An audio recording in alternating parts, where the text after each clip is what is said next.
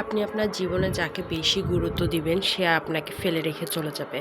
আর যাকে আপনি অবহেলা করবেন, গুরুত্ব দিবেন না, আপনার জীবনে ইম্পর্টেন্স মনে করবেন না, সেই আপনার জীবনে সবথেকে বেশি গুরুত্ব দিবে, আপনাকে এগিয়ে যাওয়ার জন্য সাহায্য করবে। যাকে অবহেলা করে ফেলে রেখে দিবেন সে মানে এত উন্নত হবে, এত নিজেকে আপডেট করবে। তো আর যাকে গুরুত্ব দিবেন যে আপনার জীবনের জন্য অনেক গুরুত্বপূর্ণ, সে কিন্তু আপনাকে অতটা গুরুত্ব দিয়ে আপনার কাছে আসবে না, তাই না? এটা কার কার জীবনে হয়েছে এটা অবশ্যই জানিয়ে যাবেন। যারা আপনার জীবনে খুবই ক্ষতিকর তাদেরকে কিন্তু আপনাকে বাদ দিয়ে ফেলতে হবে। আর যারা আপনার জীবনের জন্য মঙ্গলকর, আপনার ভালোটা চায়, তাদেরকে কাছে নিয়ে আপন করে রাখতে হবে, তাই না? একটা ধান ক্ষেতের যদি আপনি আগাছাটা পরিষ্কার না করেন তাহলে দেখবেন যে আগাছার বারটা বেশি হয়ে যাবে। আজকে আমি একটা চিত্র মিডিয়ার একটা প্রতিবেদন থেকে আমি কথাগুলো বলছি যে হ্যাঁ, যে ওরা দেখলাম যে একটা আগাছা পরিষ্কার করেনি বলে আগাছাটা এত তত্তর করে বেড়ে গেল, কিন্তু ধান খেতে যে পুষ্টিটা, পুরো পুষ্টিটাই সে আগাছাটা নিয়ে নিল।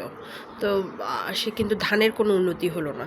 তো সেরকমই আপনার জীবনে যে আগাছাগুলো আছে সেগুলো আপনার জীবনটাকে একদম তত্তর করে নষ্ট করে ফেলে দেখে দিবে। তারা এত বাড়ন্ত বাড়বে, এত পাপ করতে করতে, এত খারাপ কাজ করতে করতে এত বাড়ন্ত বাড়বে, কিন্তু আপনার যে ভালো দিকটা, আপনার যে নিজের সত্তাটা, সেই সত্তাটাকে ওরা মুছে ফেলবে নিমিষেই।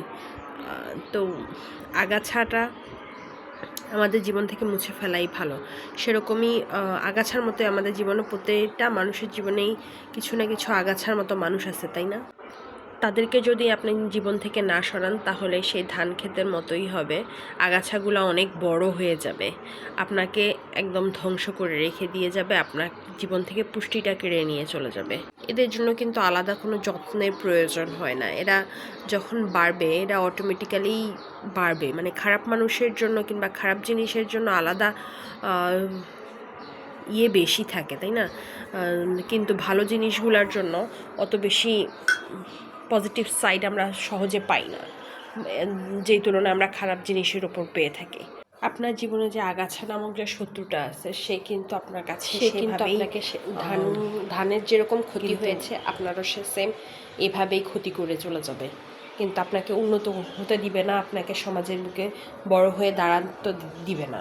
সে নিজেই সকল ভালোটা ভোগ করে নিজের স্বার্থ উদ্ধার করে চলে যাবে।